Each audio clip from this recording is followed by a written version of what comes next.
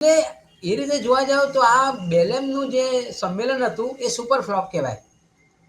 અમે પીઠ યસ. થાબડીએ છીએ કે અમારી જીત થઈ, જસ્ટ ટ્રાન્ઝિશન અમે લઈ આવ્યા, એટલે જાતે જ તમારે તો મને લાલ રાખવા જેવી વાત છે. બાકી પૈસા તો મળ્યા નહીં, બધા હાથ ઊંચા કર્યા છે.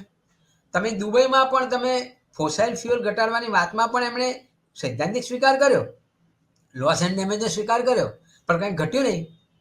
સાહેબ આની બીજી જ એક વાત સમાંતરે આપણે લઈ લો. આની સાથે યુનાઇટેડ નેશન એન્વાયરમેન્ટલ પ્રોગ્રામે એક બીજું વિચાર્યું કે ભાઈ આ પેરિસ એગ્રીમેન્ટ તો બરાબર છે, પણ પ્લાસ્ટિકનું પોલ્યુશન બેફામ છે અને પ્લાસ્ટિકનું પોલ્યુશન આપણે અલગ રીતે વિચારવું. એટલે યુનાઇટેડ નેશન એન્વાયરમેન્ટલ પ્રોગ્રામે 2022માં એવું નક્કી કર્યું કે આપણે આઈએનસી બનાવીએ, ઇન્ટર ગવર્મેન્ટલ નેગોશિએટિંગ કમિટી, અને 5 તબક્કામાં આપણે ચર્ચાઓ કરીએ અને પ્લાસ્ટિક પ્રોડક્શન રિડક્શન અને પ્લાસ્ટિક પોલ્યુશન રિડક્શન, આ 2 મુખ્ય મુદ્દા, અને લીગલી બાઇન્ડિંગ. હજુ કહું કે પેરિસ એગ્રીમેન્ટ એ વોલન્ટરીલી છે, એ લીગલી બાઇન્ડિંગ નથી, ભલે એગ્રીમેન્ટ થયા.